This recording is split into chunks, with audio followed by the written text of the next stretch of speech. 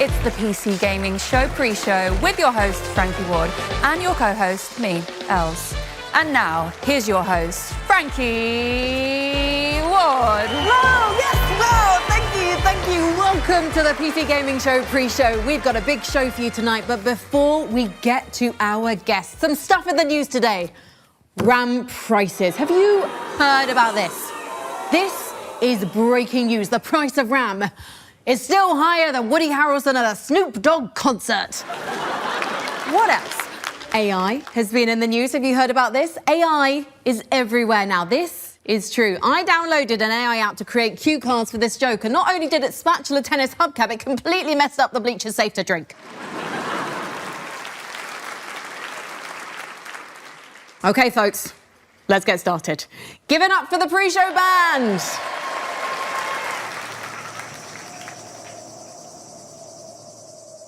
What a band. Did you guys get up to anything wild this weekend? Awesome! And a big round of applause for my trusty psychic Els. Thanks, Frankie. It's great to be here. And speaking of sidekicks, I was recently reading about where the term sidekick comes from. Some say it derives from pickpocket slang because the front pocket was called the kick and it was the safest place to store your valuables. So a sidekick is someone you implicitly trust. Wait, where's my wallet? You only have a $5 in here, but you do carry around a photo of Withers Big Naturals from Baldur's Gate 3. Those are way more valuable than cash. Let's move on. Our first guest you know from games like In Other Waters and Citizen Sleeper. Please welcome Gareth Damian Martin. Hello. Gareth, lovely to see you here. I think the last time we probably both saw you was at the BAFTA. Yes. Congratulations on yet more nominations for Citizen Sleeper 2. Yeah, no awards, but 2 nominations. So that's 6 total, so I'll take that. Honestly, I think the nominations are all you need, though. I know that's easy for me to say as someone who's never been nominated for a BAFTA. But it does mean that the peers have selected you, and games are so subjective. But also, games have always been this hybrid medium inspired by the likes of film, TV, theatre, and tabletop games. Why do you think, or what do you think the influence that tabletop games have had on the medium?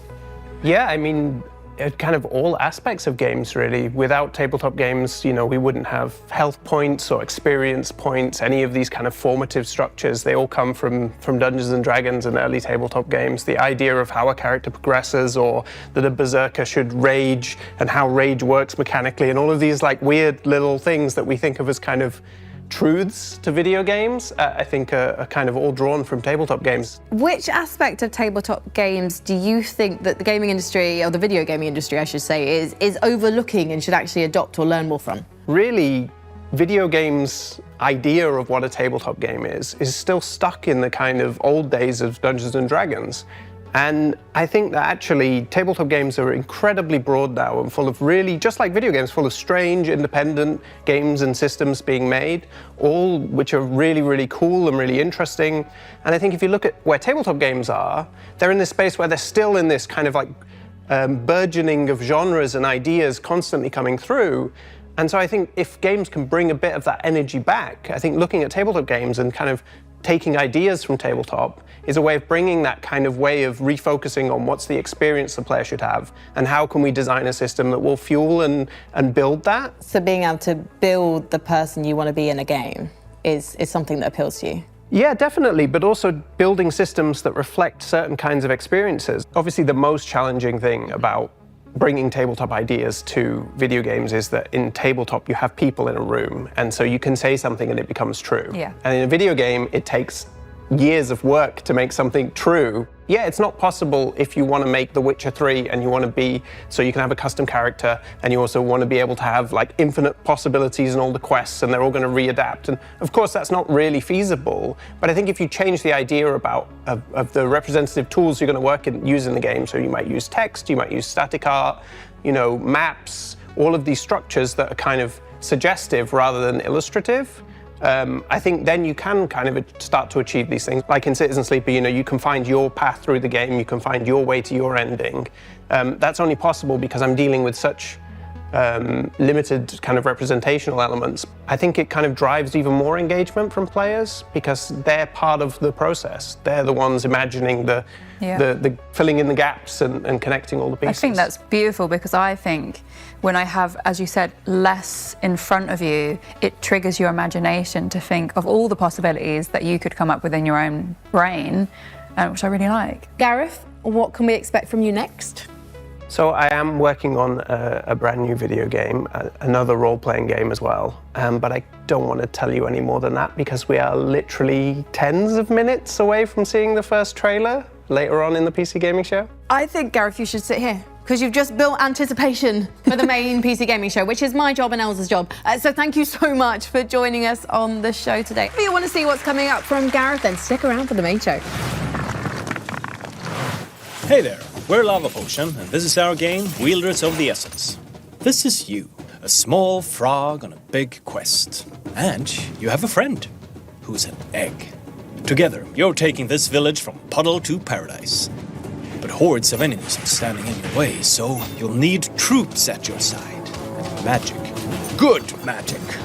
So, how do you get troops and good magic? Well, after every run, you build and unlock new troops, spells, and also improve your skills. Then you get back into the fight. Wielders of the Essence is an incremental, base-building horde survival game. The demo is out right now.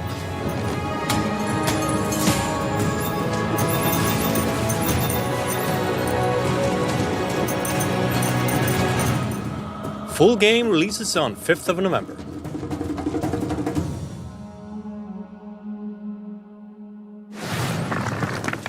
Frankie, what's next? Well, we've got another guest joining us from his well-earned retirement after completing a storied 25-year career in video games, spanning Stardock, GameStop, and Night Dive. Please welcome Larry Cooperman! Larry, we've got so much to talk about. How old were you when you actually entered the gaming industry, though? You were heading into your 50s. I was a very young 45 when I took the first job, and I was 58 and shall we say between things when I was rescued by Night Dive. So.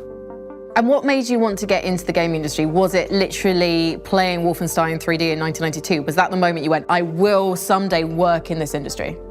It wasn't until towards the end of 2000 that I received a newsletter from this company in Michigan called Stardock. You published many games at Stardock.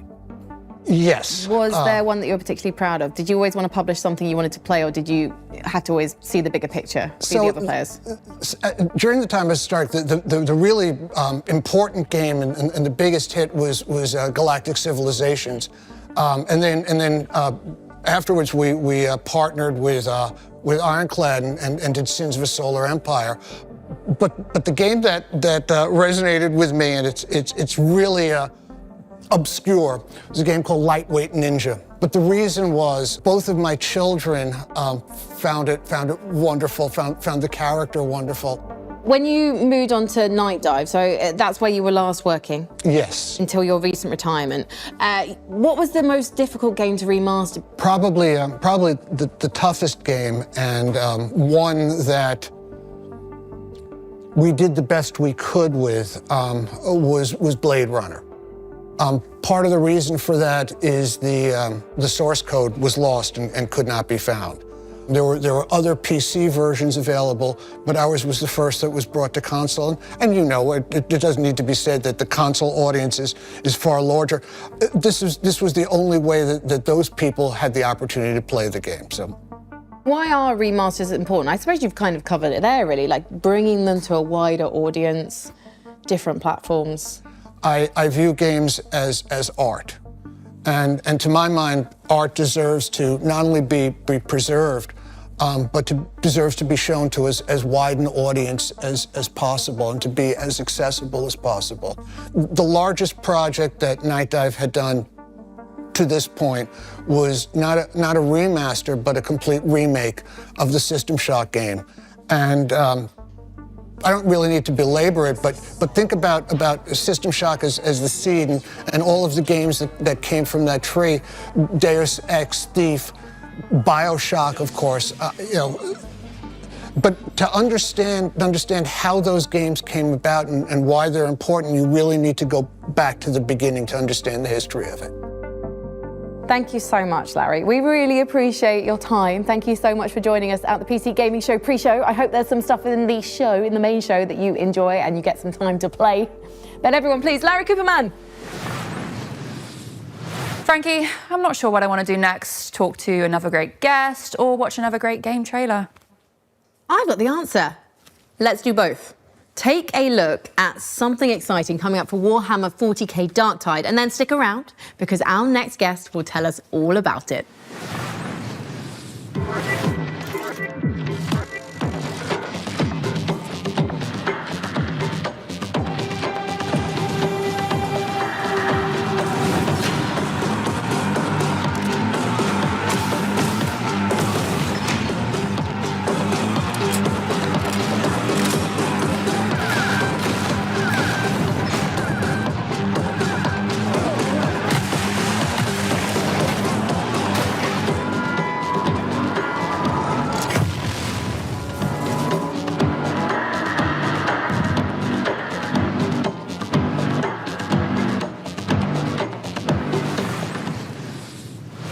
Please join me in welcoming one of the foremost minds in chopping rat men and blasting chaos cultists, Fat Shark's Victor Magnuson. Hey, come on in, Victor.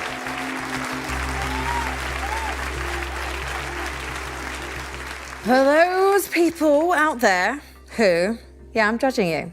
I'm really judging you right now. Who don't know what Warhammer 40k Darktide is, can you just give them a synopsis? But it's a four-player co-op game set in the Warhammer 40,000 universe, and you are trying to save this planet called Atoma Prime, specifically this hive city called Tertium. It's a mix between melee and ranged combat, and you fight a lot of enemies. So, Victor, yeah.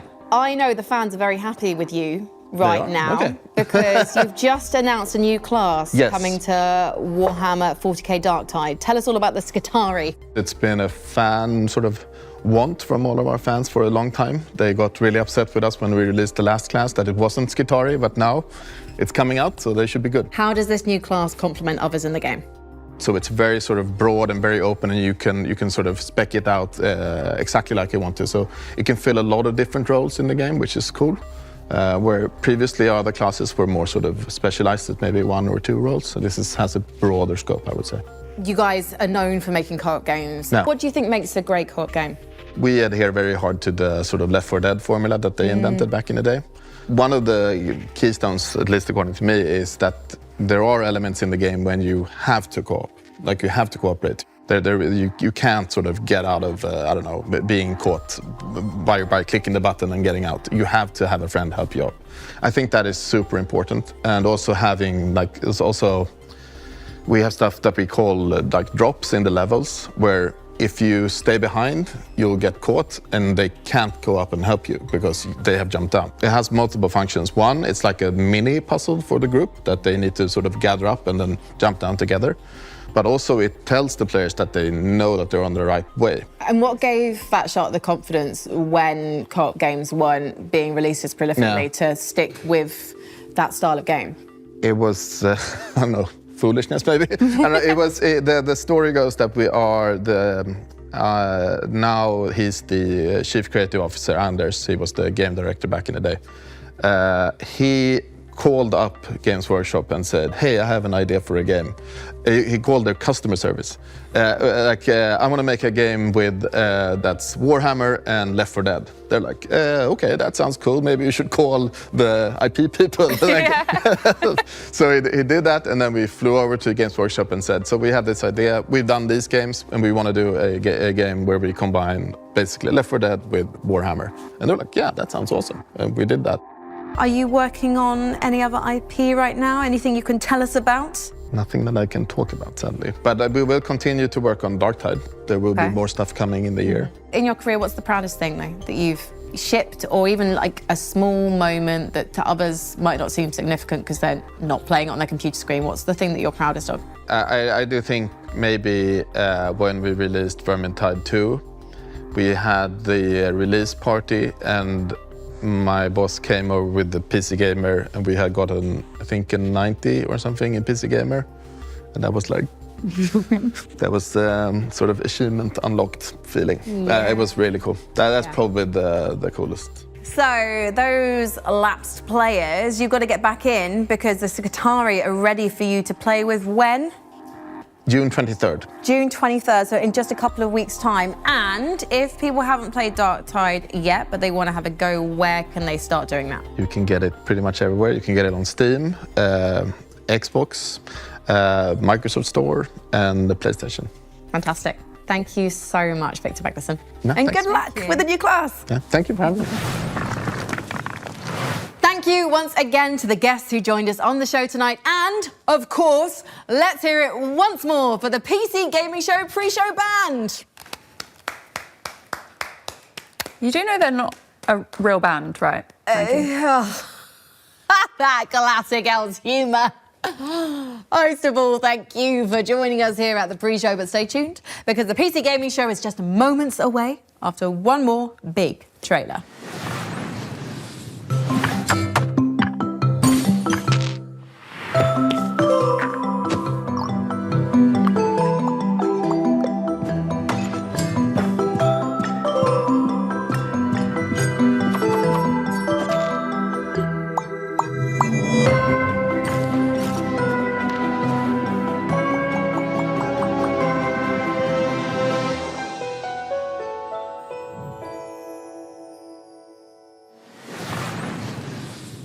It was a misdirection.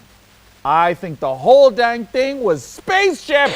I didn't even know a horse could muck somebody. Why does a horse want my wallet?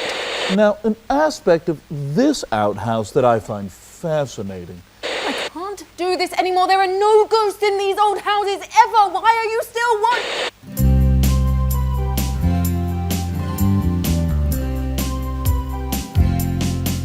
There was a PC gamer whose name was Sean. He worked as an architect all day long.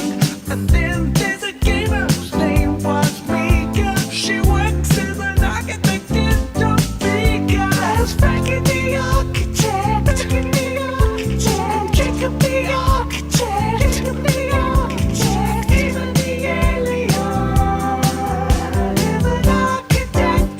They moved to a town where the architects meet. They play games together and live on the same street. So they're not just busy gamers, they're also busy neighbors. Busy neighbors.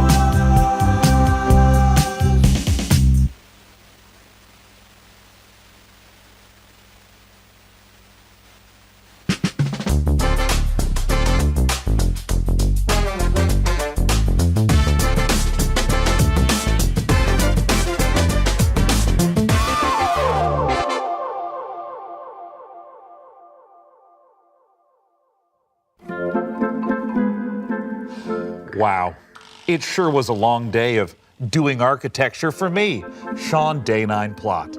But now I've got the entire evening to do my favorite thing, which is play video games. Did someone say video games? Well, hello, PC neighbor. Well, hello, Sean. What game do you want to play first? I've got them all. We have Commando Death Dragon Extreme 6. We have Executive Accounting Online. Or, my personal favorite, Best Friend Simulator. Oh, Mica. Hello? Yes, this is Sean. What? When? Today? That can't be right. Well, all right. Thanks. Bye. What was that, Sean? It seemed serious. Well, we can't play video games tonight at all because we've got to host the PC Gaming Show! Yeah! For this year's PCGS, we've harnessed pure nostalgia to reconstruct our own little pocket dimension of the 1990s, a time when life was punctuated by slap bass, movies were stored on little rectangles, and using the internet didn't involve as many streamers saying painful and confusing things to me. I don't understand this term slang. I don't get it. See, it wasn't even us. That was just a thing that happened in the 90s. Well, what fun. But basking in the warmth and laughter of a bygone decade won't keep us from bringing you plenty that's new. We've got a full 2 hours, that's 2, of trailers, over a dozen world premieres and developer deep dives for upcoming games. That would have actually been pretty impossible to imagine in the 90s. Our brains were too busy managing our ridiculously huge Jinko jeans. Plus, we're gonna build an awesome gaming PC, and one of you get to take it home. Let's get started the PC Gamer way with 3 huge world premiere trailers.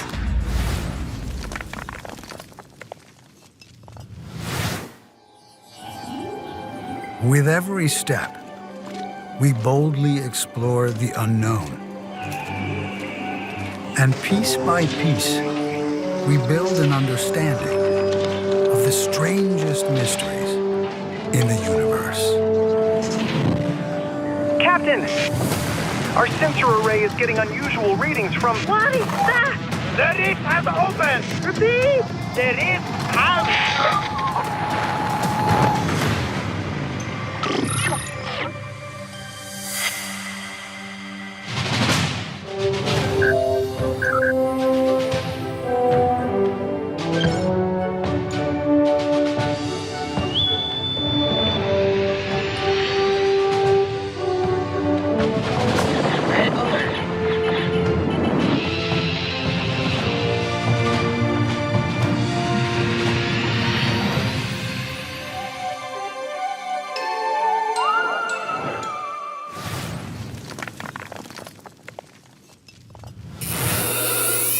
Welcome to 95, the start of a new revolution.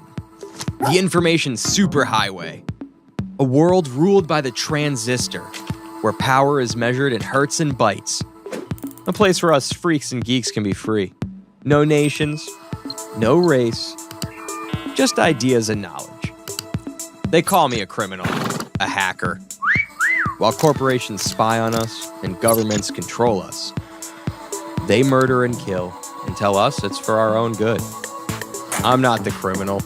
I'm a freedom fighter with a modem. They can try to scare me, but they'll never stop me.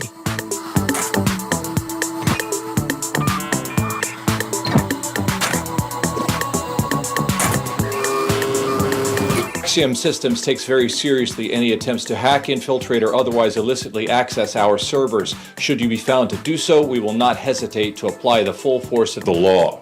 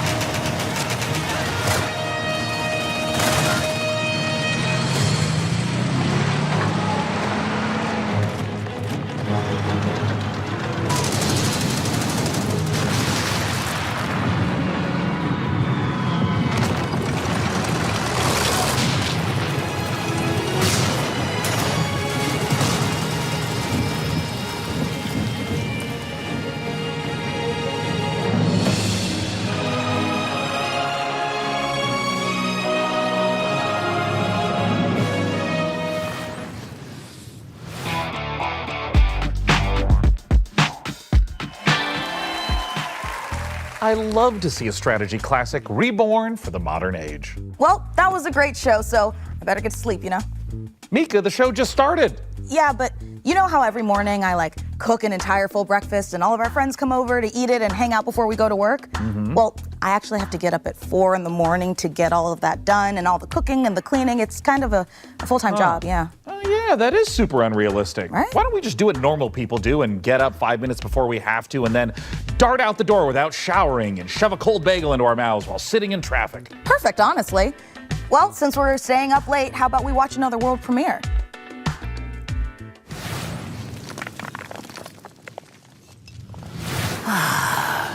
Willkommen, mein Liebling. I am so proud of you. You could have turned back, but you didn't. I know that taking the step is not for the faint of heart. It is taken by those who seek something more.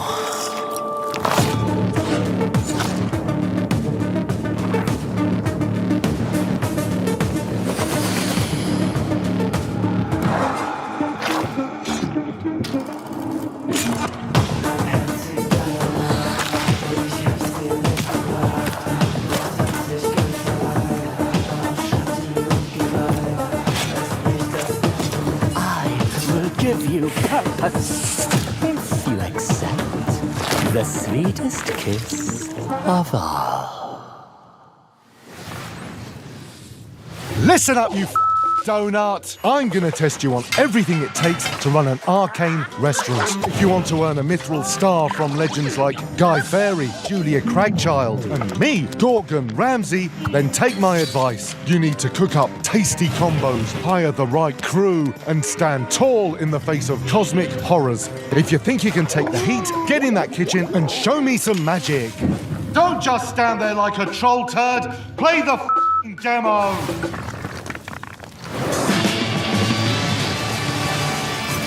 Let the slaughter begin.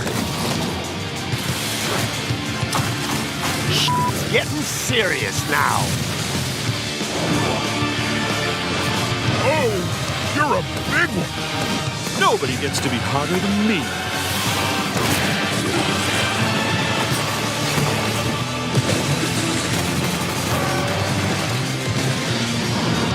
The pain is about to start.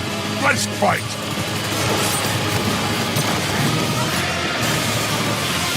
This is our best one yet.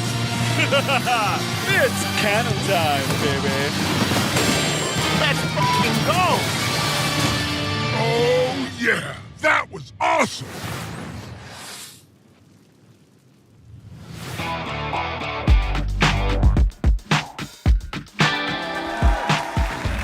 Oh, I've missed Serious Sam. It's lovely to see he's still in good shape. Well, 6 shapes to be precise. What are you working on there, Mica? Is it a grocery list? No, Sean, I'm catching up on my handwritten correspondence, which researchers tell us was a treasured pastime of the 1990s, just like mammoth hunting, dying of the plague, and all the other things we loved to do before, we learned that joy in life lives in our smartphones. Oh, it would be charming if I knew how to read. Hey, Sean, did we get a new phone? I don't think it's possible. Society hasn't been ravaged yet by same-day delivery.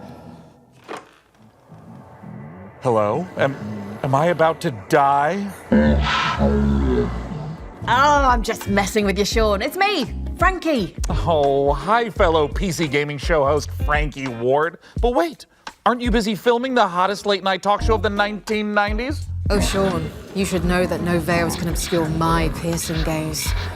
Also, we just wrapped for the day. Now, listen, I hate to interrupt the anachronisms, but you're about to be rolling on an exclusive new look at Control Resonant straight from Remedy HQ. We are? Just say the thing, Sean. All right. Here's an exclusive new look at Control Resonant, straight from Remedy HQ.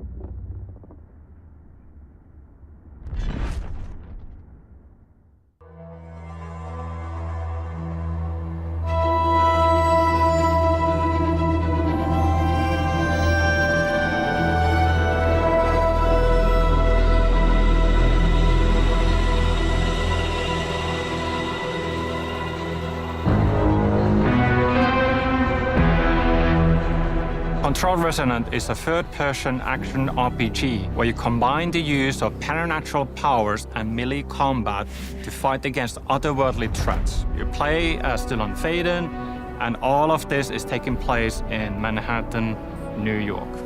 In the first game, the whole game took place inside a place of power called the Oldest House, in this kind of a brutalistic architecture environment.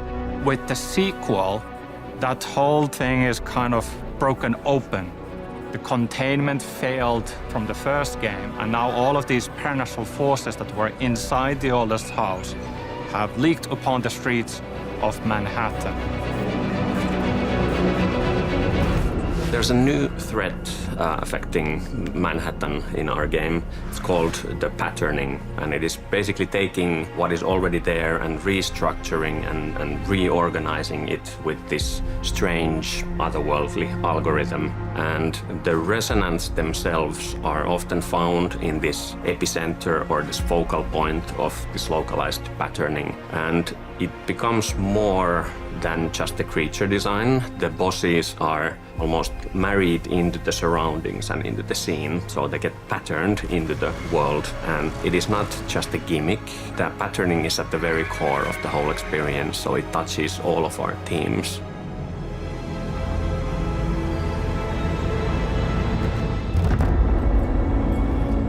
The game is very responsive. The navigating, traversing the world is fun and fast and easy to do.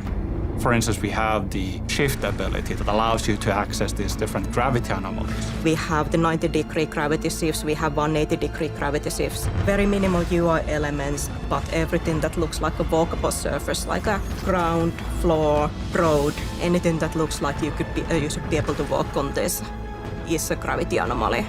We do have some spaces in the game where every wall you see is actually a gravity anomaly.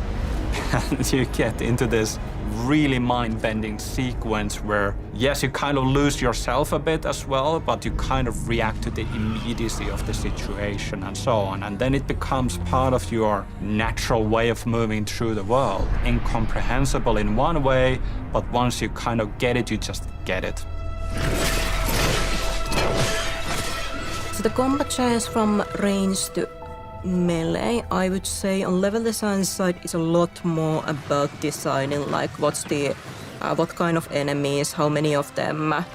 I'm thinking of like some interesting environmental things you can do in the combat spaces, like these things that create variety into the combats. We do have more enemy types than we did have in Control, so that definitely helps.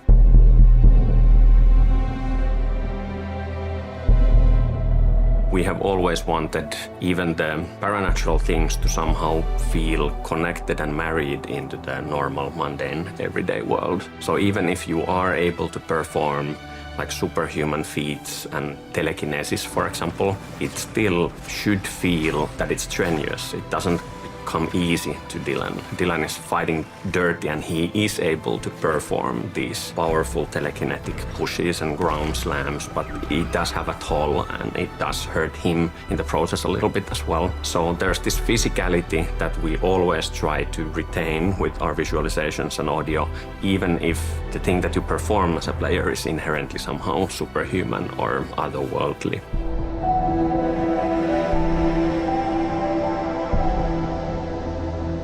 When you take these different elements, these different pieces, the enemies, the shifting environment where gravity has gone bonkers, what you can do with your melee weapon, the paranatural abilities, we create this really interesting sandbox. And you feel like you have all the means to improvise. I think it's unlike anything else.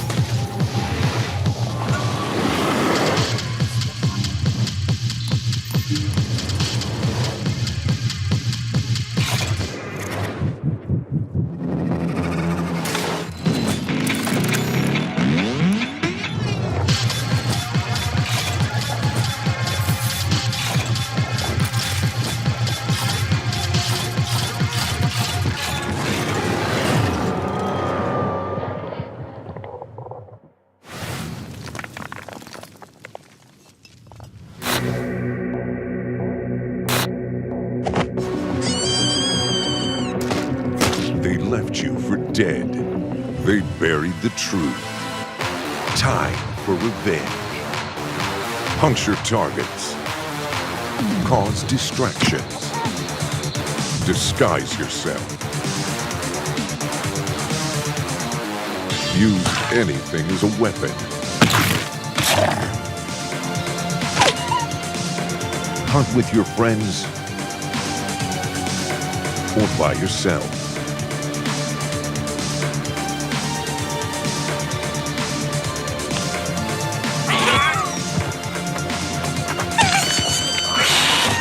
Every run is different. Revenge never dies. A cooperative roguelike assassination game. Gone Feral. Wishlist on Steam now.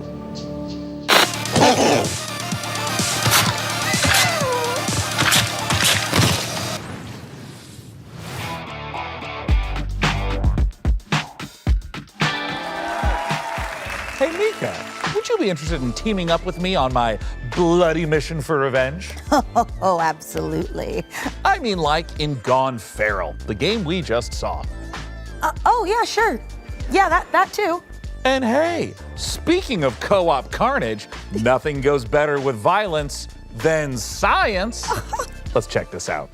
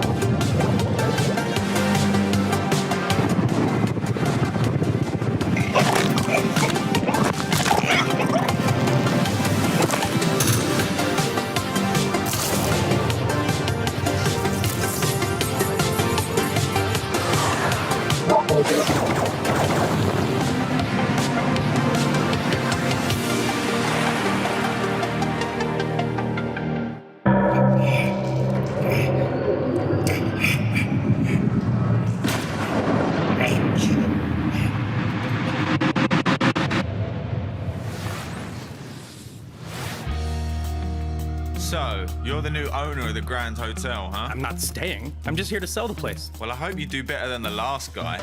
He disappeared, you know. My father? Yeah, I know. I've been looking into his disappearance. If you come across anything as you restore the old hotel, a clue, a lead, or even just something weird, you let me know. I always wanted an American partner, like in the movies. Yeah, this is gonna be so cool. Come on, get in. I'm gonna show you these mean streets.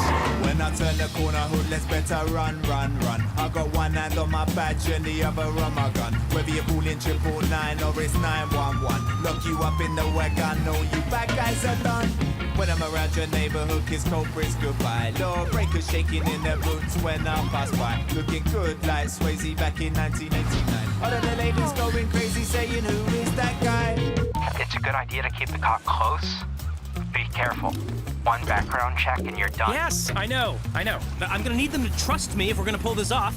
But don't worry, they don't suspect anything. I'm not worried about them. I'm worried about that hotel. That place messes with people's heads. Hello, sunshine. Ain't you the spitting image of your old man? You know, he was in way over his head. If you want to know what happened to him, you better expect a wild ride. Hey, did you guys see anything weird? Weird is this town's entire deal. I mean, it's been featured twice in Britain's Most Haunted Towns. And Britain's most crappiest. Oh, this is really beginning to creep me out. Listen, I've been through worse than this. I'm sure I'll manage, seriously. It doesn't look that hard. One of these days I'll show them something. One of these days, yes, I'm gonna go far. Get out of this place so I know it's coming. Adios, au revoir. Yeah, one of these days I'll show them something. One of these days I will heed the call. Remember this face, I will want for nothing. Gonna be a star.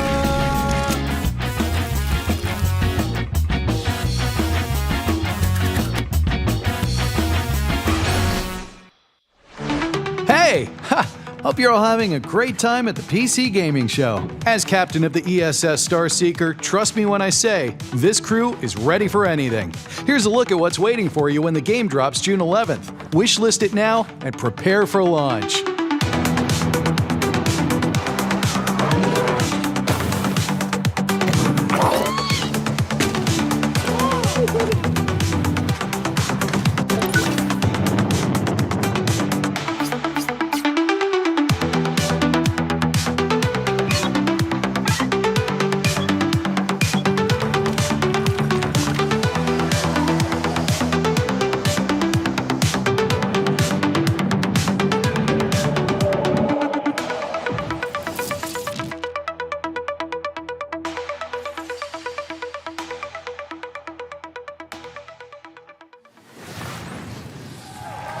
We'll be checking back in for a sit rep on that Starseeker mission later in the show. Everything okay, big guy? Yeah, it's just, this is usually when our folksy yet ethereal neighbor appears to dispense some timely nugget of salt-of-the-earth wisdom, but I haven't even seen him today.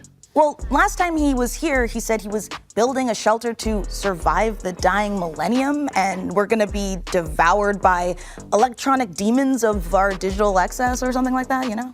Is that a good thing? Well, it seemed to work out okay. Great! Yeah. Because we're nothing if not digitally excessive. Let's see some more previews.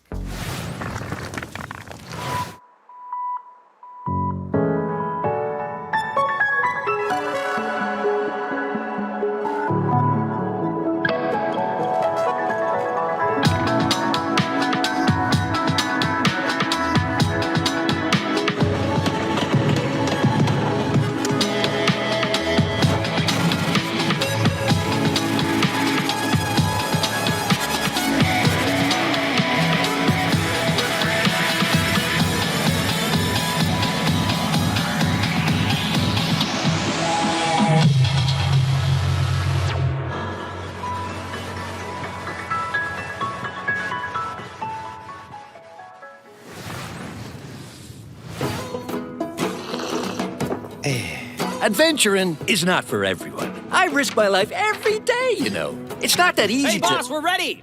I call dibs on that goblin with the tiny shield. Yeah, sure, but don't interrupt me. So I spent years developing tactics. Like now, it's all about offense against these greasy goblins. You see? I can do this in my sleep. It's really all about knowing... Enemy reinforcements, boss! Some cultists and a big-ass goblin. Getting creative, huh? Bonzo, you benched. Gary, get out there. Let's see how they like that. Jeez, what the fuck, Gary? Now! Oh, my bad, sorry. Mercs these days. Hey, boss, they're chanting and the big one's going berserk. Oh, Gary, move! Oh, but it's not my turn. No. Ah! Ah! My arm! Oh! Oh, boy. That's not good. We need a meat shield? Oh, I get to pick? Well, then, Jenny. Fuck you, Clive. Maybe you're the meat shield. Shut up! I'm talking about the prisoner. Okay, buddy. You take one for the team. Now, Jenny, use the terrain. Don't dodge, don't dodge, don't dodge. Yes! All right, Gary. Payback time. Finish him! Take that! And there you have it. Just another flawless victory for me, the Kev.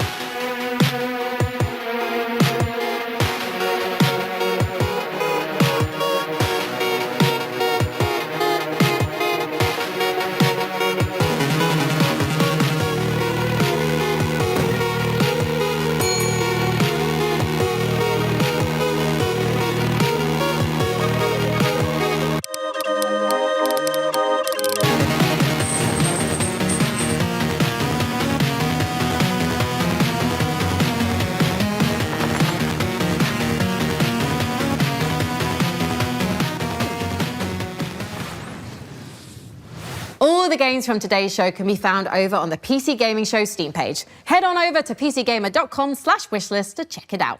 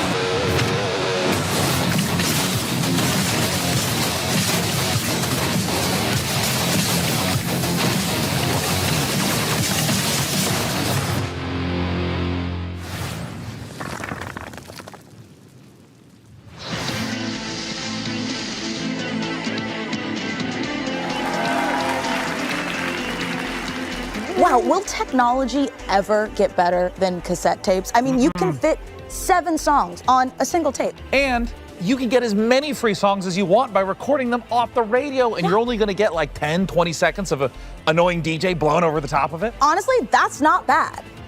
Wait, this cassette tape, it's not music at all. The label says monsters. Wait a minute. Monsters on cassette tapes? That sounds like an extremely skillful segue into our next world premiere. Oh, do you have a cassette player too?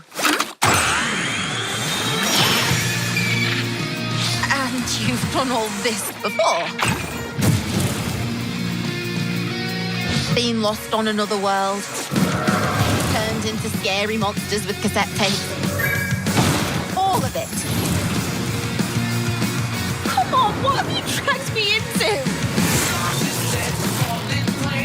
Return to Earth. Are we not on Earth? You first came to Elmwich looking for your friend, correct? You see, I have all these guys helping me keep this city locked down. Come on, I could take you lot on all day. All who step foot on this land are under my influence. It is the 21st century now. The time has come for change.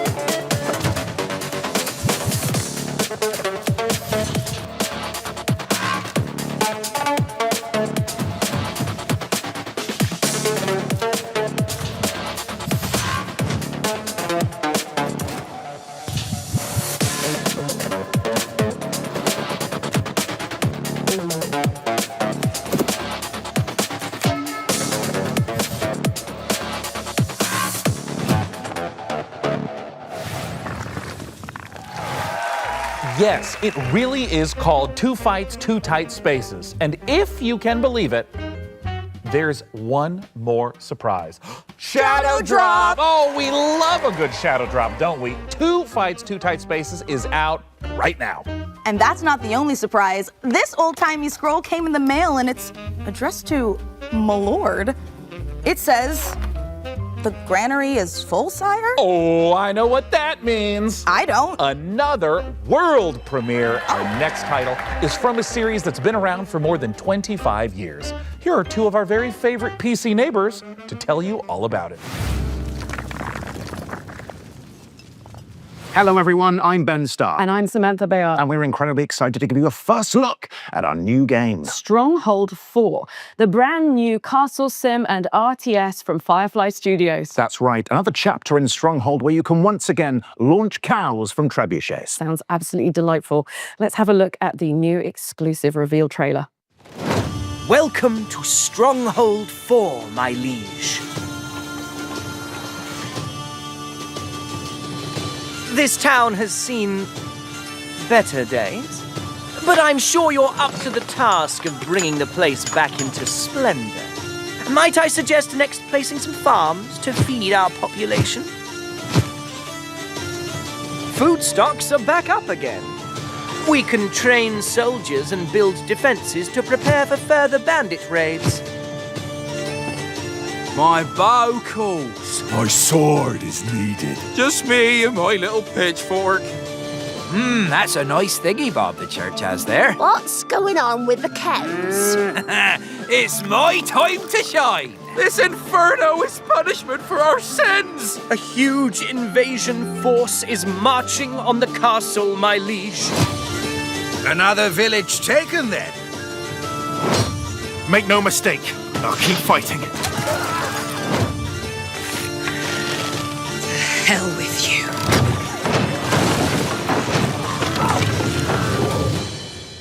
I have a favor to ask of you. Let's get to work.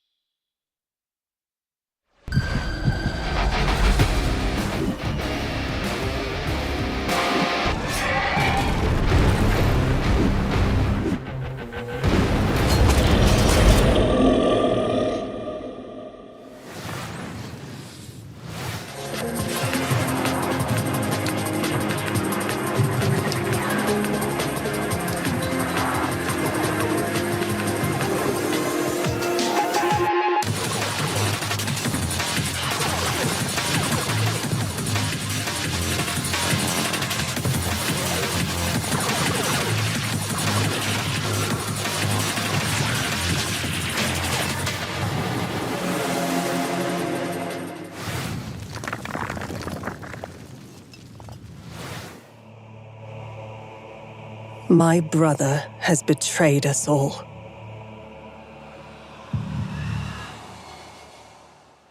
His legendary Knights of the Round Table have all fallen prey to corruption, or have simply disappeared.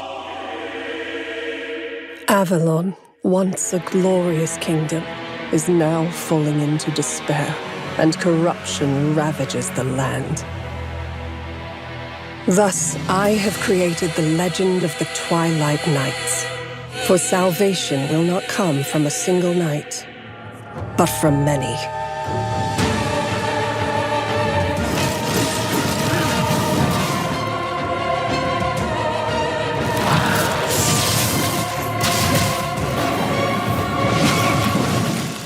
Wardens of Avalon. Oh, a new take on the Arthurian legend? That makes me want to go upstairs and get my life-size handcrafted, dual-tempered carbon steel replica of Excalibur. Sean? Nope. Remember what happened last time? We do not need you swinging that giant sword around the living room. We just got a new lamp. Well, don't worry, everyone. I promise I won't do it. See, I said I wouldn't. I don't know why you would think otherwise based upon my tone.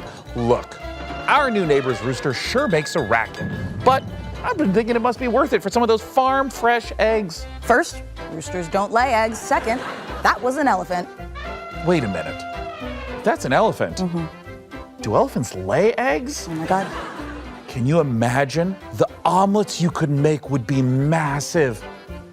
Well, he'll be gone for a while. The real reason our neighbor has an elephant is because we're here to see the world's first gameplay reveal for Planet Zoo 2.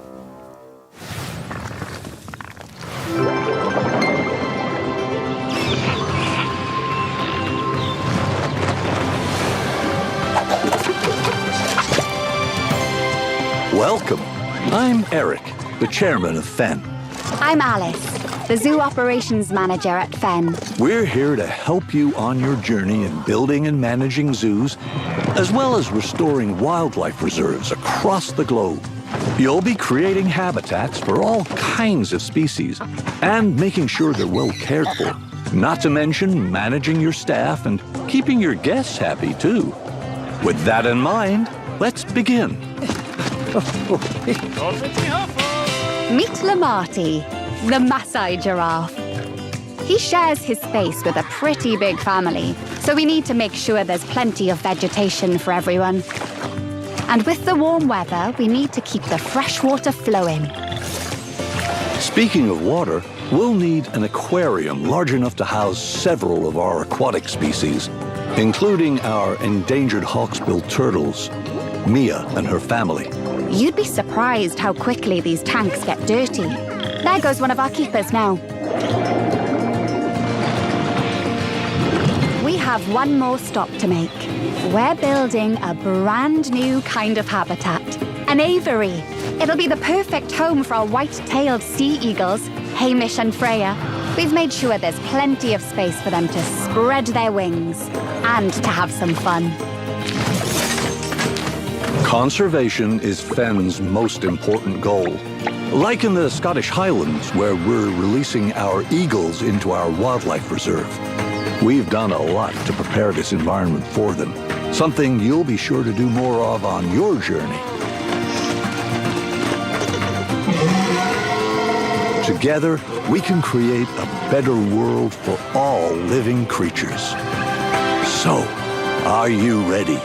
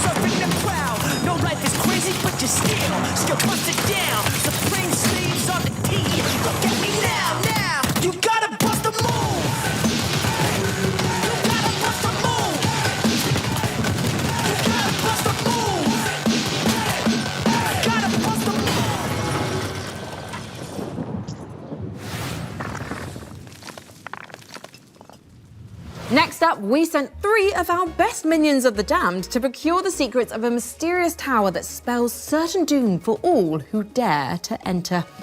I'll miss those minions.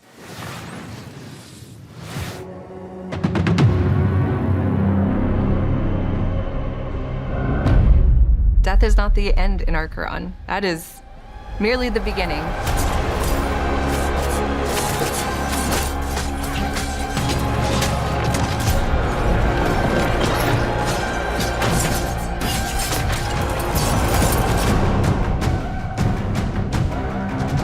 Archeron is a top-down isometric game where you play as an Echo and you find these very powerful items. And then you play as a team of 3 to ascend in this very dark fantasy, hauntingly beautiful tower.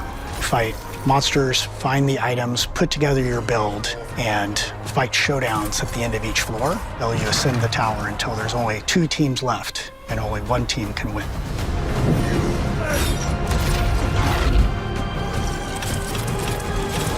Your whole goal is you start with nothing. You want to go get items to form your build on the fly. Items are distributed throughout the tower. You can find them in chests, kill monsters, and the best place is to take them off other players. When you're new, you kind of will gravitate towards a certain play style, and as you continue to play more, you'll start to unlock different builds that you didn't know were possible.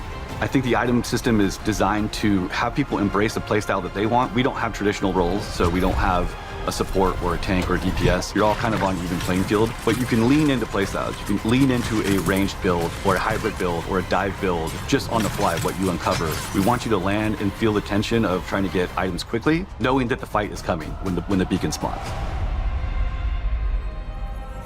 This place shows us who we could have been, what we should have been. Archeron takes place in the afterlife, so everybody that's here is dead. The only way you arrive in this place is if you've died with some kind of unfinished business. So everyone here has something unresolved that's kind of pushing them forward. Our characters are all called echoes when they first arrive, and in their chests they have these things called anchors, and that's where their memories live. They're almost pebbles in the filter. They're stuck there, they can't escape. The anchor represents a memory or an emotion of unfinished business that they have from the living world. So it gets them stuck halfway. They cannot let go of the thing that happened to them in the living world. Everybody starts out with one memory, and it's just one piece, and it could be a sense memory, it could be your mother's voice, it could be just a thought. And from that memory, the echo goes into this tower and tries to figure out who they are, why they're here. And we always say that the answer is always at the top, so that's why they climb the tower. The answer is up, to get out.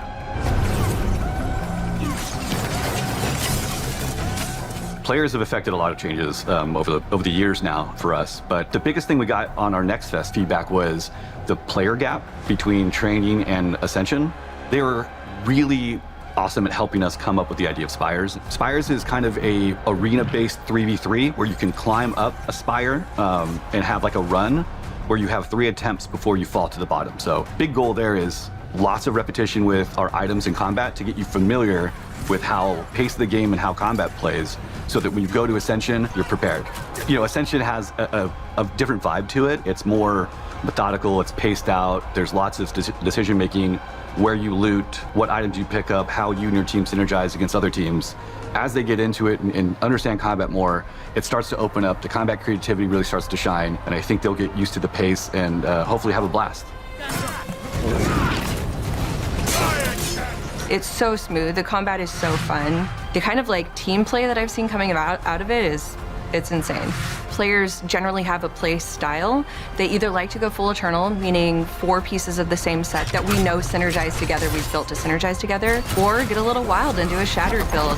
Get 2 pieces from one set, 2 pieces for another, and kind of see how it goes together. But it's very personal play style. You get the benefit of 2 set bonuses with Shatter builds. You get the benefit of the Eternal ability if you do full Eternal. When you fall in combat, there's so many ways to come back. You can be revived at a shrine. You can go and pick up your friend if they're crawling around on the floor. Then there's this totally clutch moment that happens sometimes where you've died, the beacons are there, somebody runs to a beacon and all the way up to the next floor, and then you're revived again. And you could just start all over, pick your stuff back up, dust yourself off, and get back in the fight.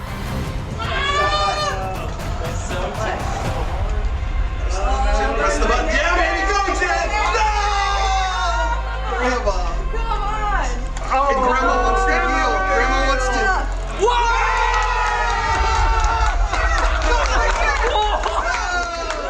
to... You know, if you join now and start playtesting with us, you know, we're still shaping the game. You know, I think it's such a great opportunity for players to play closely with the devs, give us your feedback so that we can make the game better and build a community with you. Go to the website and we have details there, and you can join the playtest as we get prepared for early access later in the year.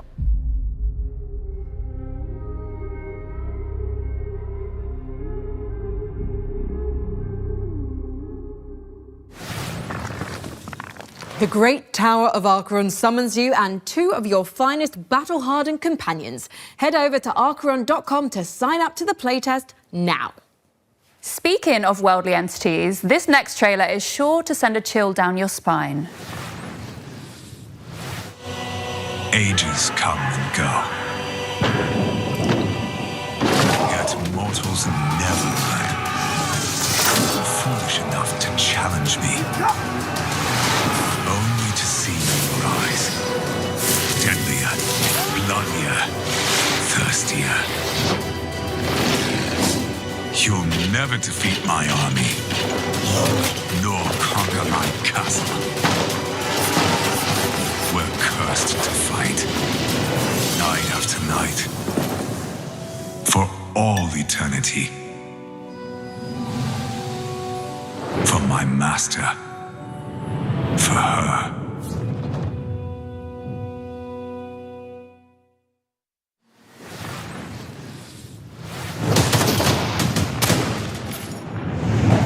War Dogs is a tactical, all-out warfare FPS where 100 players split across 3 teams fight over 1 control zone to earn themselves cash. What makes War Dogs unique is its underlying persistent economy. Every life you spend in-game cash, building your own custom loadout, purchasing whatever equipment you want to suit your playstyle. You then earn cash by performing any team play action in the zone, such as spotting and killing enemies, reviving and healing teammates, driving or piloting friends to the control zone, or building bases and even resupplying and selling items to other players. Anything that helps your team win earns you cash, with profits from every game banked into your account to spend in your next match or next time you play. Investing in better equipment is risky, but the right choice at the right time can yield massive returns. With this unique cash system, 100 players fighting across 3 teams, destruction, base building, playstyle freedom, with unlimited squad sizes and proximity chat. 46 Northeast. War Dogs is a new twist on the FPS genre, made for people like us who are tired of seeing AAA Battle Royale and extraction shooter clones. Straight up, War Dogs isn't a game made for everyone. Instead, it's a grounded, hardcore shooter that doesn't forget it's a game. We're making what we want to make and play with FPS players that get what we're trying to do. War Dogs is coming to early access later this year, and we're opening our closed pre-alpha testing to new players this month, which you can sign up for right now. This is the new face of tactical all-out warfare. This is War Dogs.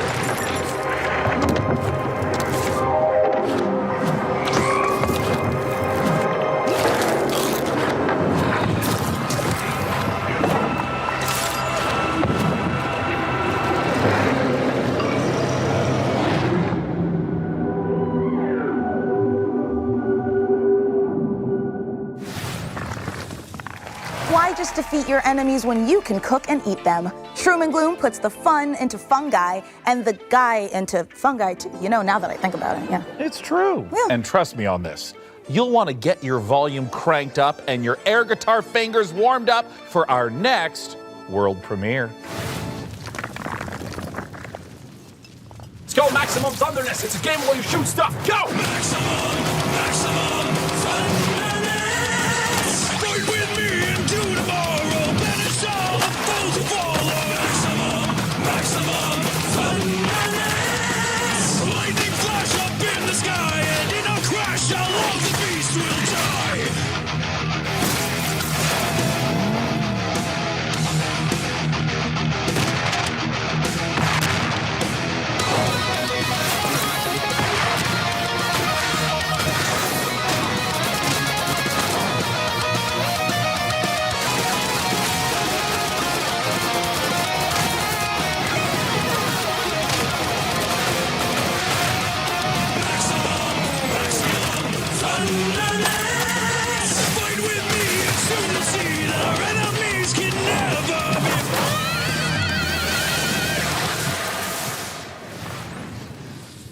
Welcome to the prestigious International Space Station Ares.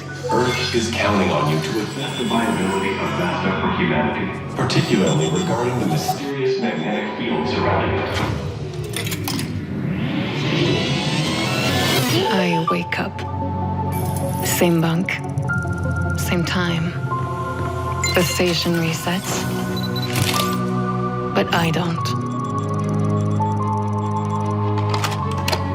Our food supplies are dwindling faster than expected.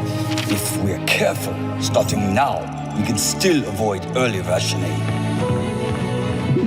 This makes no sense.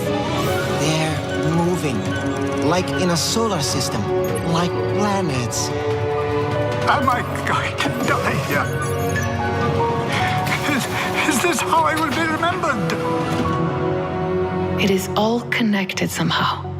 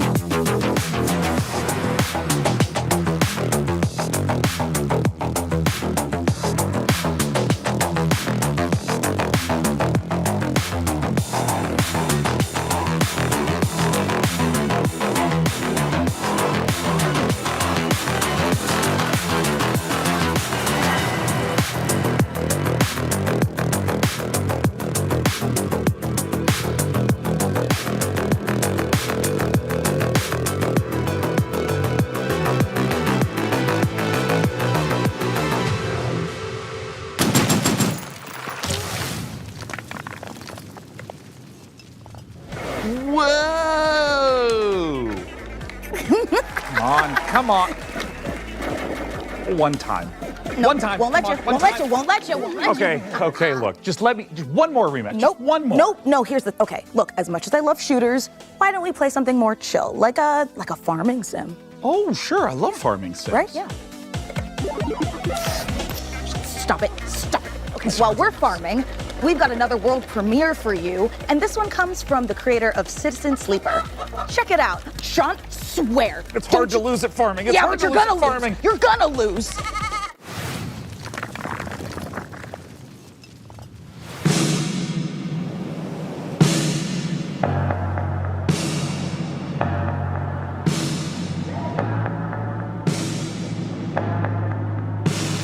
Trickle down back like a rat. Don't you know I used to live here?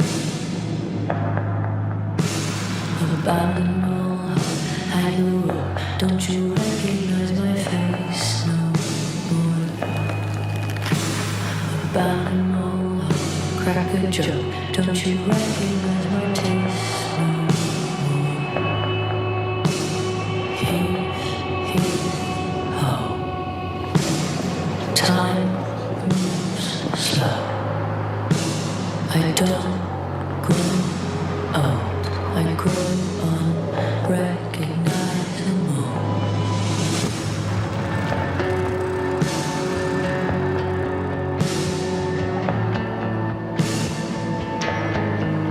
I used to live here.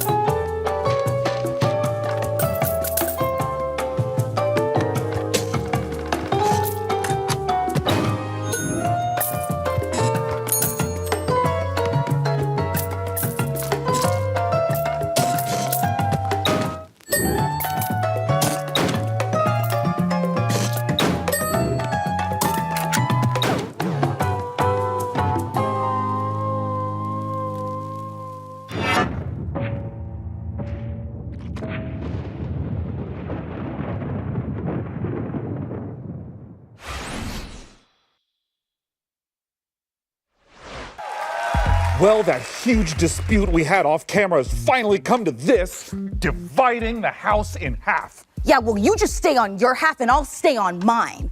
Although I think we established we're neighbors, not roommates. Fine. Fine. Good. Good. Oh, one of our PC neighbors must be at the door. Yes, it's me, PC Gamer's Jacob Ridley, and I'm definitely here and not being edited in at a later date and time. Oh, neighbor, you're always so full of sage wisdom and useful advice. Can you help us solve our dispute in time for the end credits? I think I can help. You know, sometimes your parents have to tell little white lies to spare your feelings. It doesn't mean they don't love you. Take it from me, high school can be a tough time for teenagers, especially in the age of social media. I think the script got a rewrite before they filmed Jacob's neighborly wisdom scenes. Yeah. Remember, sometimes the reason a bully acts that way is because he's a real dick. Just a straight up piece of shit. Okay, well, none of this is helping. Do you have any advice we can actually use? Actually, I do have some great advice on building a custom PC. And as a bonus, you can win the awesome gaming rig I'm going to build for you today. Sure. Thanks, Jacob. Okay, so we've gone for a full retro rig for this year's PC Game Show build. And yeah, this is a sleeper build, so effectively, I mean, it looks kind of badass, but you know, it looks old, it looks beige, it looks like it's from your, parents' house in the 90s or early 2000s. But inside, it's actually a 9950 X3D, 5080, brand new AM5 motherboard, 32 gigabytes of DDR5, 6,000 megatransfers per second. We haven't skimped on that this year because of the prices, so you're welcome there. 1,000 watt PSU and a 1 terabyte PCIe Gen 5 SSD. and of course an Arctic 360mm cooler. So yeah, sleeper build, doesn't look it, but this thing is an absolute beast. And don't forget to head over to pcgamer.com/survey for your chance to win this seriously cool piece of hardware. Oh, and when you're done, head over to pcgamer.com/wishlist to add all your favorite games from today's show to your very own wish list. Back to you in the studio.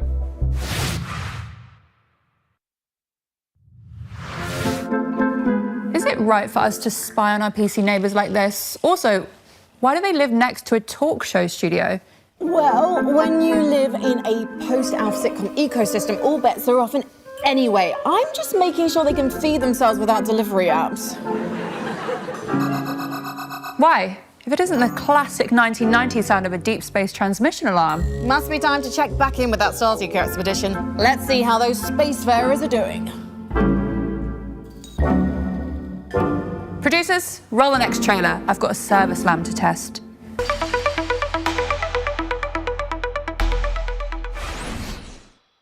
Hi everyone, I'm Edward, creative director at Ludogram. We're building Ascenders Beyond the Peak, a turn-based exploration roguelite about a team of climbers hunting ancient artifacts in mountains that hunt back. And the higher you climb, the more you realize something else is hiding up there too. Every expedition starts long before the climb. You build your team, develop your headquarters, and choose which peak is worth the risk. Your team is connected by a single rope. You're never just moving a character. You're managing a chain of consequences. And sometimes, saving the team means leaving someone behind. The mountain is your weapon. You use gravity, terrain, and the environment itself to survive, with 9 classes that each interact with it completely differently. And its inhabitants will make sure none of it comes easy. Between climbs, your team recovers, but not everyone heals the same way. And what you bring back from the mountain will force you to choose between power and allegiance.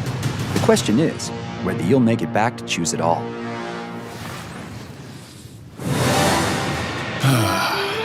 Take it in. The warmth of the fire. The smell of your hard-earned meal. The feeling of discovering a new land. This is what adventure feels like. So breathe deep. Savor this moment of peace. At dawn, you'll make for the ley line.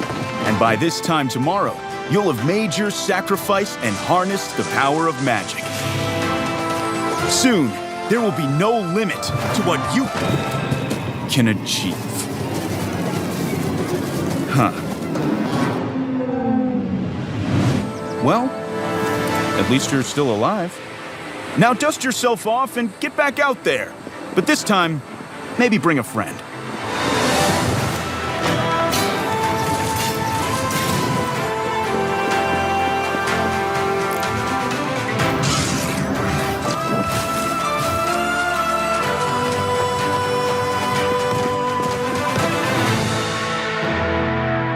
This summer, venture outward.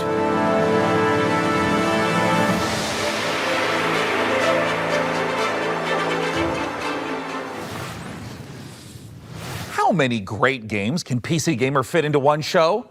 The answer is more. Lots more. Keep watching. I was a kid. No parents, no home. One night I saw a man. I thought he must have something valuable, so I snuck up on him and made a grab.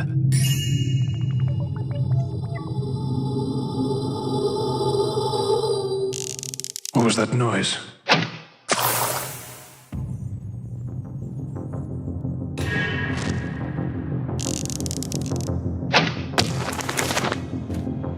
Now this is worth the price of admission. Did you hear something? Got it. Just keep looking the other way. What have we here?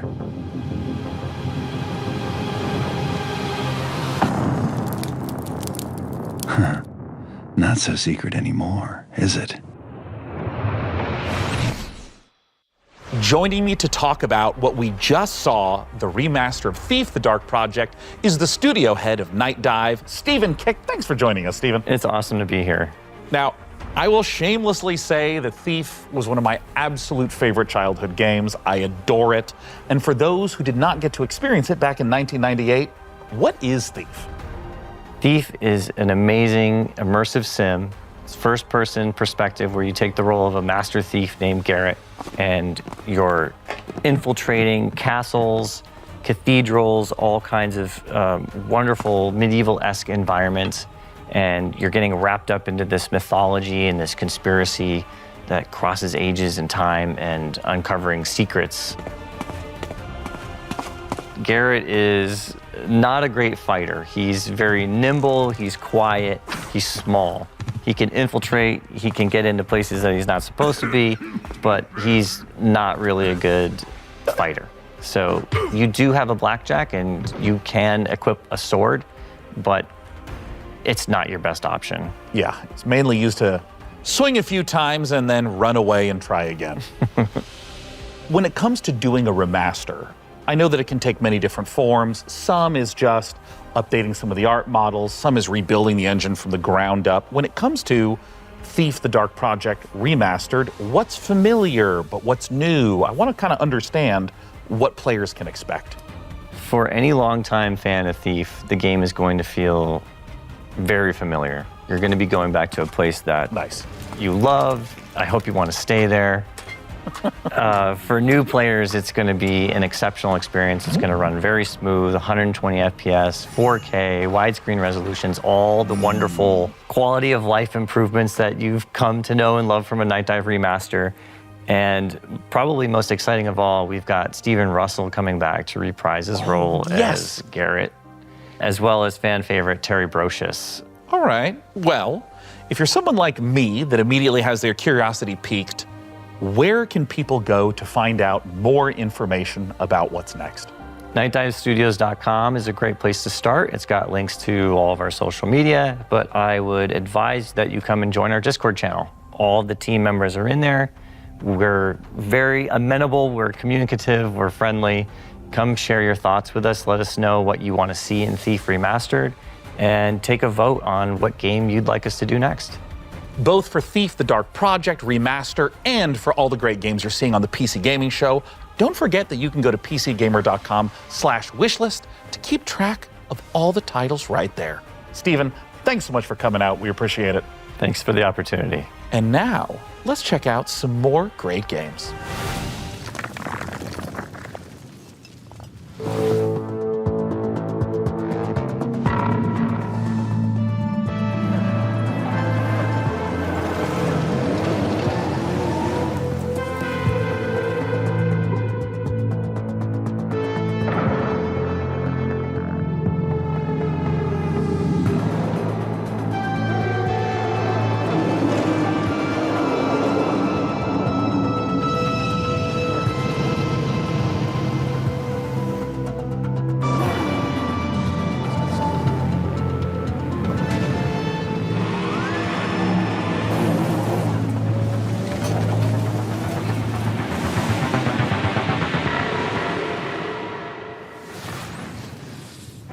Fresh off the finish line, Exo Rally Championship is available on Steam right now. Frankie, as fun as all this is, I'll admit, I am feeling time sick. This decade is strange. I can't tell if the blazers are big because of fashion or everyone's just deeply confused. It's both.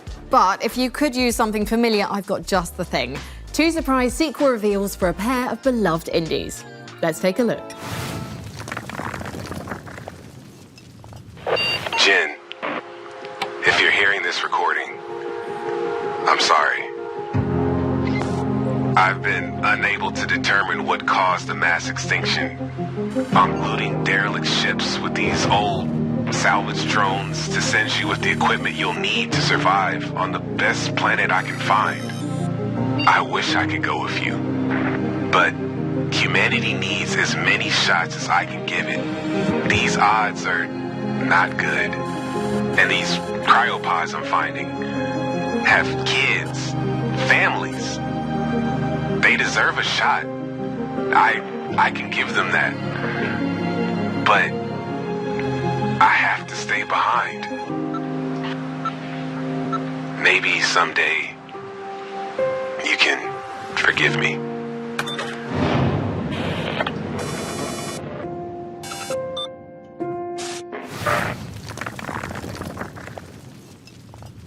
My name is James Savage. I investigate folklore and the truth behind it. I'm a scholar. I'm a vampire. I'm 15 months sober.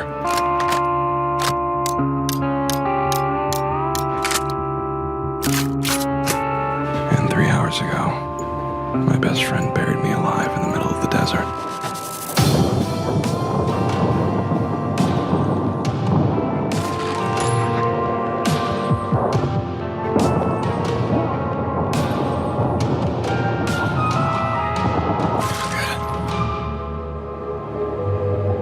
Would you believe me if I say I didn't have a ticket?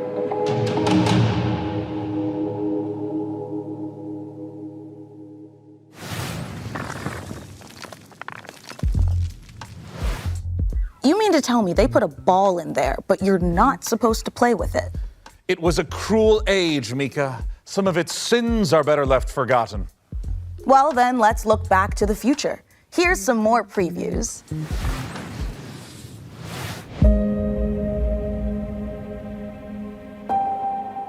Game Freak の古島です。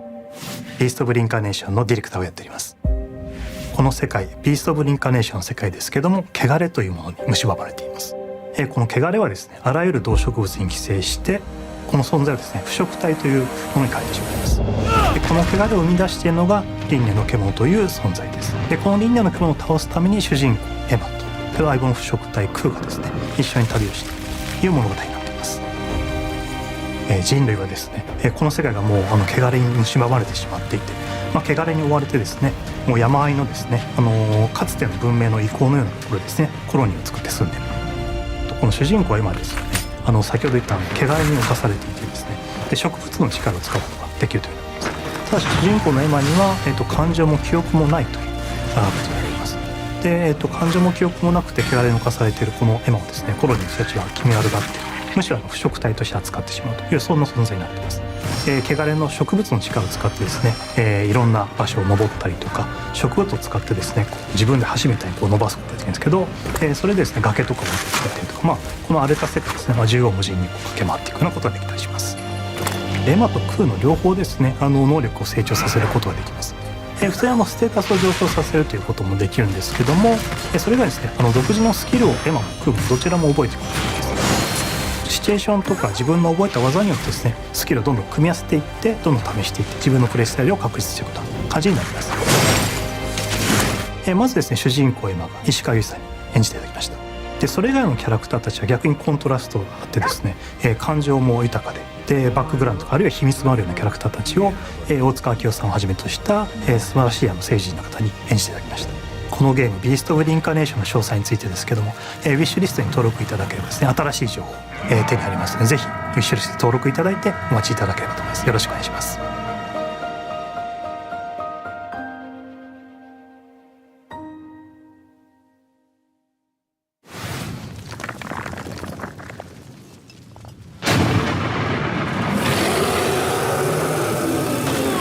What do you truly want? The dead under my rule shall serve a purpose grander than your lives ever could. You pathetic creatures have no claim to this power. It is my fate to wield it, and yours is to kneel before my might.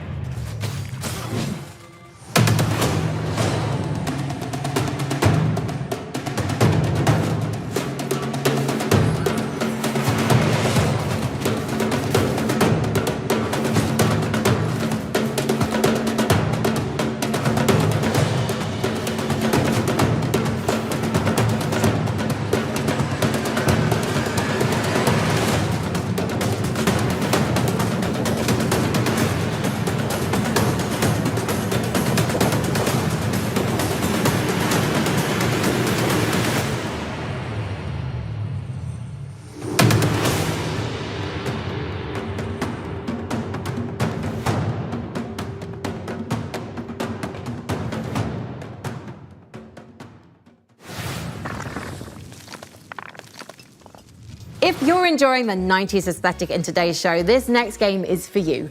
Grab some co-op companions and dive into some familiar-looking screensavers that are filled with new surprises.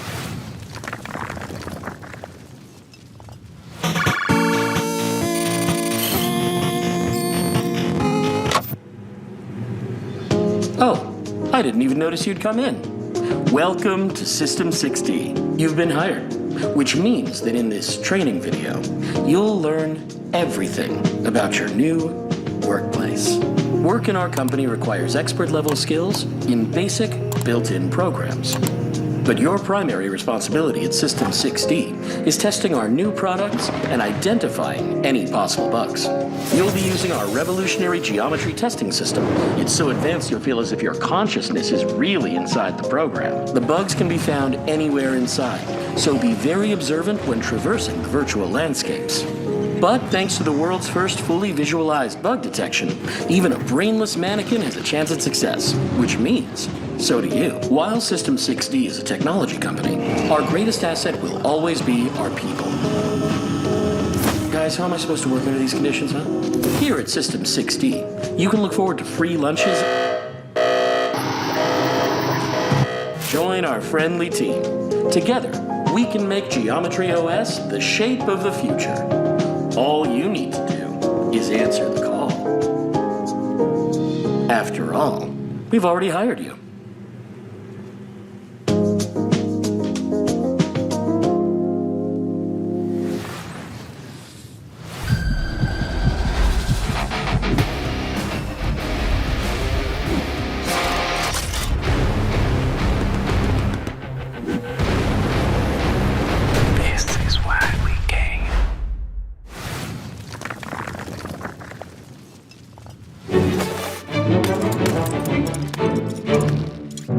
Going on a school trip. Let's go to the balloon.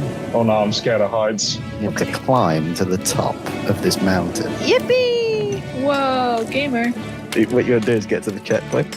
We're already at the checkpoint. Don't follow me. Jump, jump, jump. No. Hey, who skipped the queue? You go first. You go first. These boomer booster pills here are like the best item. I'll take the Viagra, please. There's beans over here. I was thinking about those beans. Drone, activate. No. Oh, we're at the last one. What? We got descending. Beans just basically just let you fly. This is going really well, guys.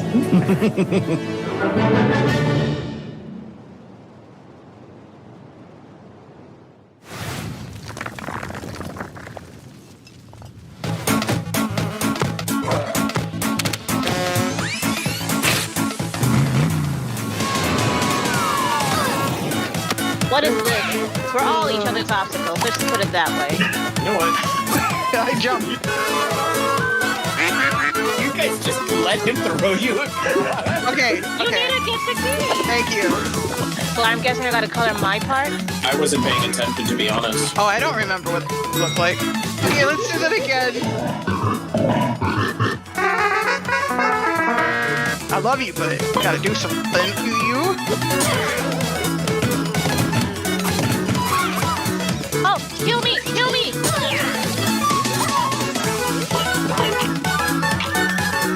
What? Oh, no! Come here! No. Come here! No.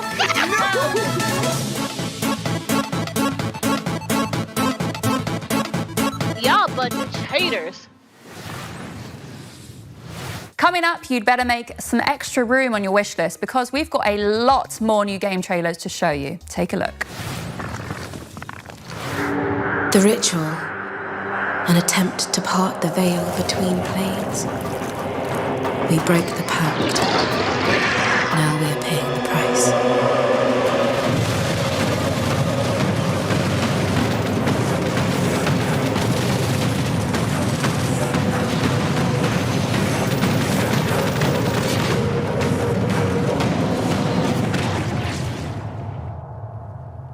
This is it, warrior. Wake up!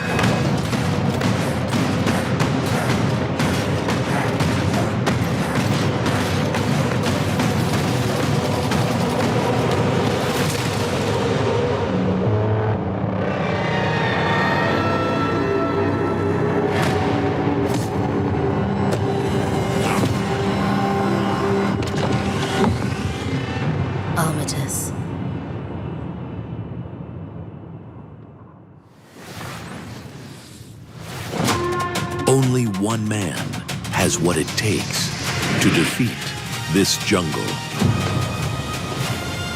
Nope, not him. Ready to dive, Cobra. Welcome to the jungle. We need to investigate Utara Village. What up? Is that too long? Nature in this region has become unstable. Now that is Sula!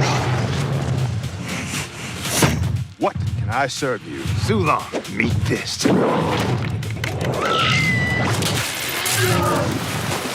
Suit up. It's a good day to dive.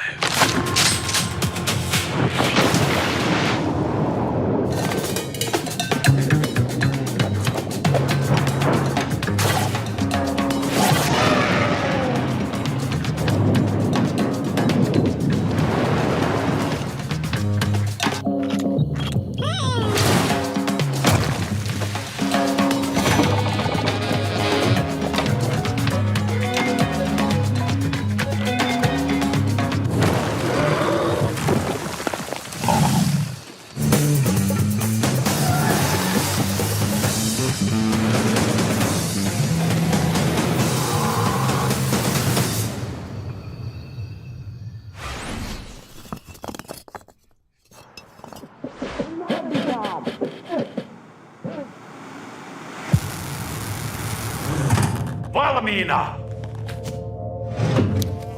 Mene määränpäähän. Selvä! Käynnistä moottorin!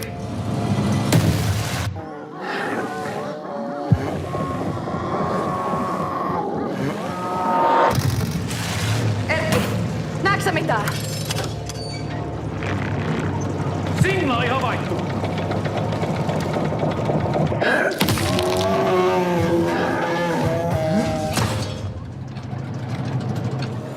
Edetään rauhassa taistoon. Ladattu!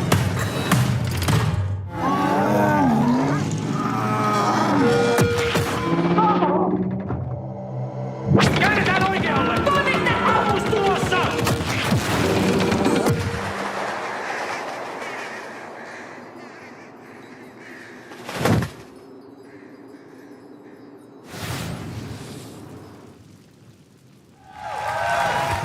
Clad is the next game from the devs of Mouthwashing, and we can't wait to see what new horrors they have in store.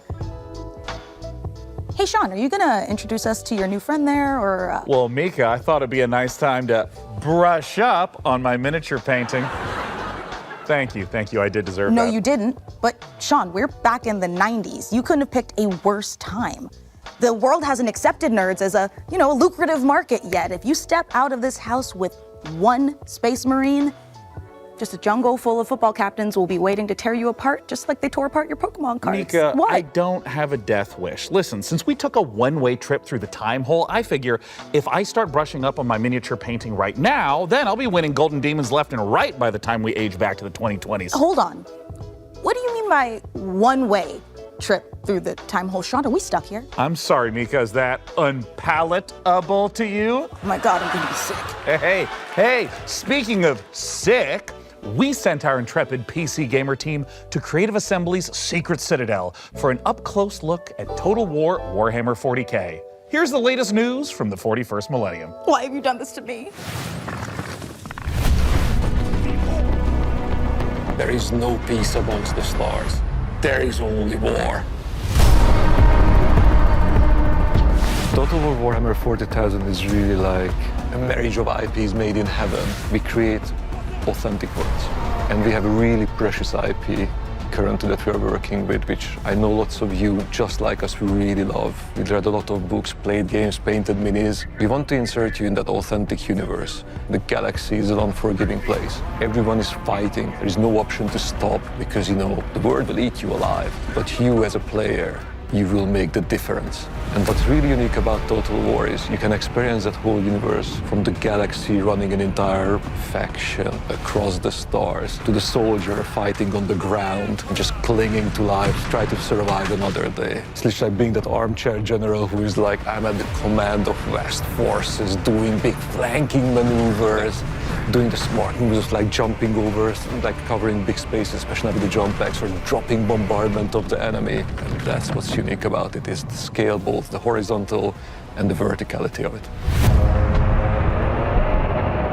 It's a big, vast franchise, a massive setting that's been around since the 80s, but luckily we don't expect players to know everything. We don't even want them to know everything. We have a brilliant onboarding experience. It's a very story-driven set of campaigns, and there was only one iconic location to start. Yes, it is Armageddon, the quintessential place that represents the fight between humanity and orcs. They're like larger-than-life characters. Like one of my favorite ones is Yarrick, who, yes, we will have in the game. Well, don't forget his arch rivals there too. We have Ghazghkull Thraka, the prophet of the War himself. Yep.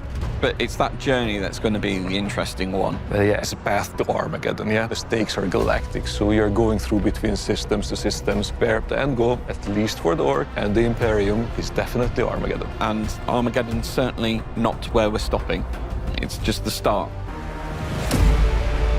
We're looking at all of the details of the different world types that are present in Warhammer 40,000. So we've got hive worlds, agro worlds, mining worlds, frontier worlds, and layered on top of that, we also have all of the different biomes. So we can have icy mining worlds, arid mining worlds. Ultimately, what we've done is we have created a planet-making system. There's two things we want to do with the hive worlds. One, we want to make sure that the planets themselves look like hive worlds, so that we have huge cathedral, very much like we're in a cathedral here, cathedral-like cities stretching into the sky, going through the clouds, and whole planet's surface covered in urban development. And then we want to make sure that the battlefields match the visuals on the planet. So one of the challenges, of course, there is like the staggering sort of architecture and scale and verticality, and then try and pull that into like a really engaging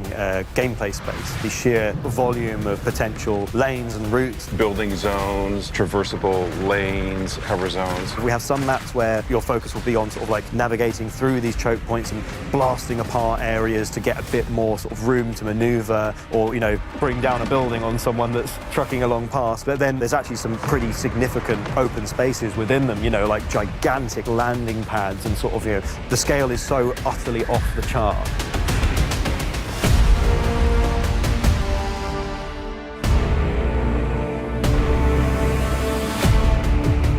Total War's always been a game about scale, right? You're from the bird's eye view above your empire down to the individual battlefields that decide its fate. With this one, though, we've had to go much grander. You're fighting across a solar system, right? Imagine you're looking down at kind of your ship's bridge at the hololith that's displayed. You're now deciding, which planet do I wish to assault? Which regions should I conquer to give myself the most strategic advantage? Every decision you make as a player is not impacting just your current turn, but it's impacting every turn that goes on afterwards. Those decisions, they stick with you, they follow you. It's not a linear path through, right? And also narratively, the decisions you make as an individual drive the outcome of the story itself and how that plays out. So even playing through with the same faction multiple times will yield a different experience for you as a player. We want their strategic decision-making to pull their forces through the game, but they will certainly encounter narrative events or the framing of why they're there, what their objectives are, how do they win. So the narrative framing will influence the rewards you'll kind of get for conquering a certain system. If you're the Astra Militarum and you take a plant on a civilized world, they're probably going to get a boost to tank production. If you're orcs and you come across a world rich in scrap, that's probably going to help you build some stompers much faster than going to agri-world, for instance. If you love Warhammer 40,000, we are bringing that to life in a way you will never have seen in any other video game that's been made. If you love your strategy gaming, right, in general, if you love your turn-based or real-time strategies, we've got you there as well. We cannot wait to spend the next many, many years crafting the ultimate grimdark experience. And you can help by joining our closed beta, which gets launched later this year. We are on social media, so please follow us for more news, and thank you again.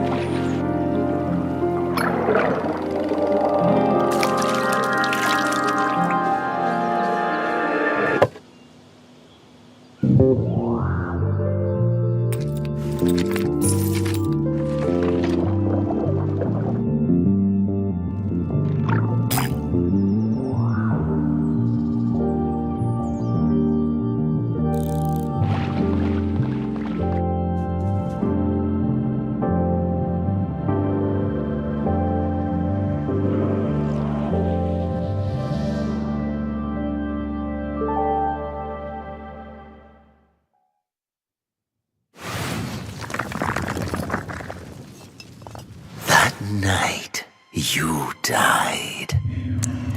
That night you became one of us. Many were destroyed. You were not. Staked through the heart, buried alive, abandoned in the deepest hollow of the Temple of Eternal Whispers.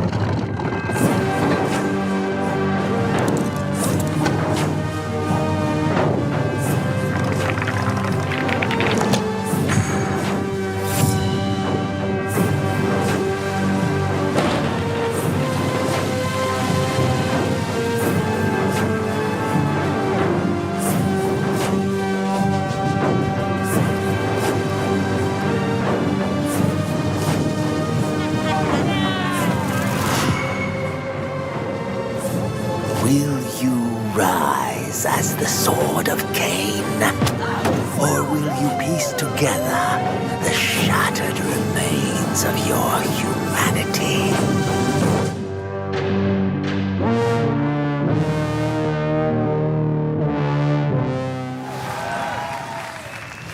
Oh, hey, that reminds me. Sean, if a vampire comes to the door next time, please don't invite them in. Okay, look, I was just trying to be polite, like he was my DoorDasher. Give me a break. But look, it's now time for something millions of Vikings have been circling their longships for at long last. Here's a look at Valheim 1.0.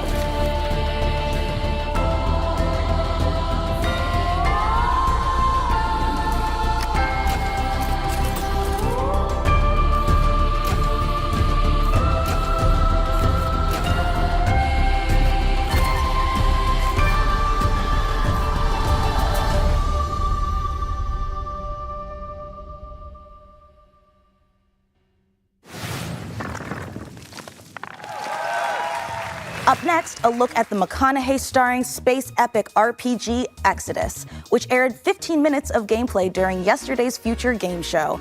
Check out the Future Game Show YouTube channel for the full gameplay reveal, but here's a sampler to whet your appetite.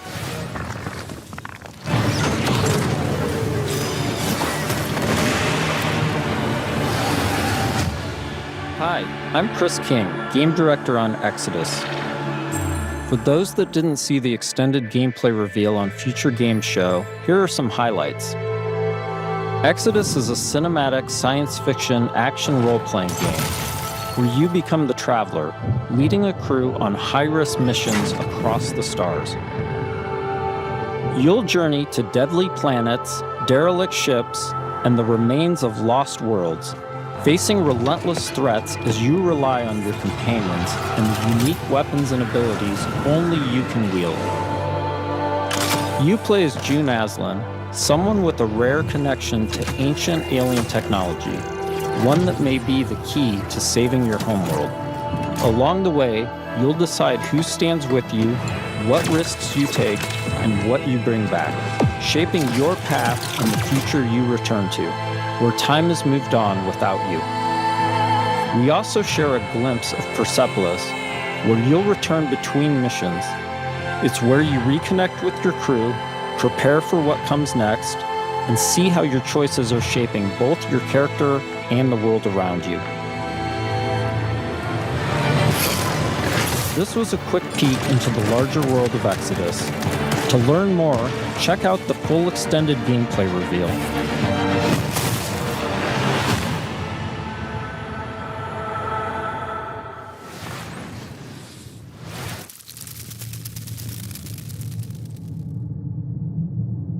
Your presence here is the most precious gift you could have given me.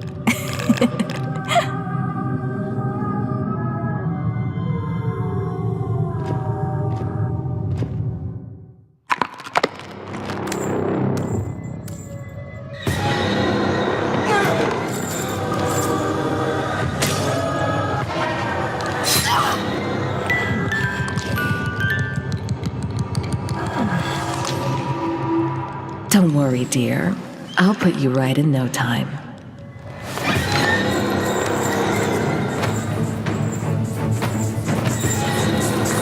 I will not die, rotting in hatred.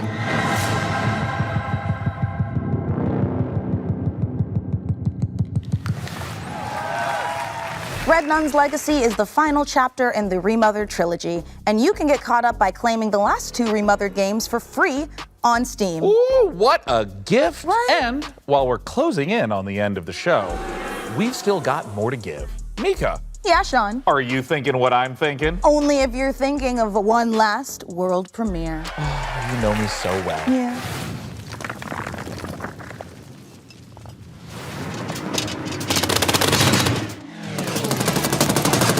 My dearest Milan, today marks attempt 179 to uncover what hides in that peculiar cloud. Maybe it's time for me to take a step back. Let you run the delivery firm, eh?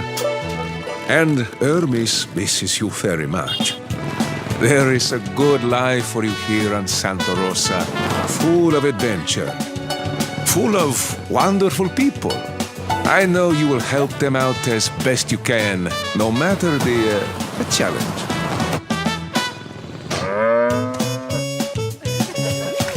If I don't return, come find me up there. Signed, Uncle Umberto. And as always, take off into the wind.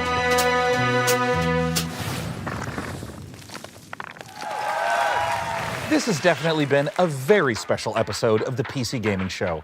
We laughed and we learned. I don't remember laughing. That doesn't count. Well, that's it from us. Thanks to all of you for being part of our live studio audience. And remember, set those VCRs to record our PC Gaming Show, Tokyo Direct, in September. And of course, the PC Gaming Show Most Wanted will return in December. Blorpy!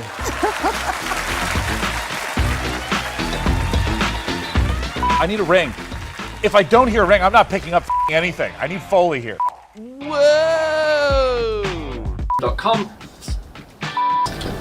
Sorry. Okay, hold on, I'm about to burp. Don't start anything yet. It's gonna happen. No, it's gone back down. It's part of me now. Thank you so much for let's do that again. All right. Gather. Oh, sorry. Unlucky. That needed. All right. I drooled a little bit, but I'm ready now. Oh, sorry. By same day delivery. Delivery. Frankie, I know you're in there. I know your line is coming up. Hello. Am I about to die? It's so short. Hello. By visiting. Sorry. And I'm not going to go to therapy because it's 1996. I'm just going to hold that in until I'm dead. Oh, right. Well, we're farming. We've got. I'm sorry. I got so distracted. Sorry, that was the day. Sorry, it's a bit the. What's the name of the platform? Okay, sorry, I lost where we were. You can lose your train of thought on air as well. Hello, everyone. Sorry, puberty 2 struck. Sorry, I'm having jacket malfunctions. I'm Sean Plott, the man that ran out of air. Okay. Whistler. Damn it, I did what you said. You cursed me. .com/wishlist. Jesus. /wishlist. Another great trailer for a game that's making me have a stomach ache. Let's try one more time. I don't want to put my hands. You hear that tone? Ooh. You can put that in the promo. By following the link below, or somewhere on this screen. I'm not sure where the link is. You know better than I do. I recorded this in May. Eat your mushrooms, y'all. Mysterious tower that smells. I totally said smells instead of smells then.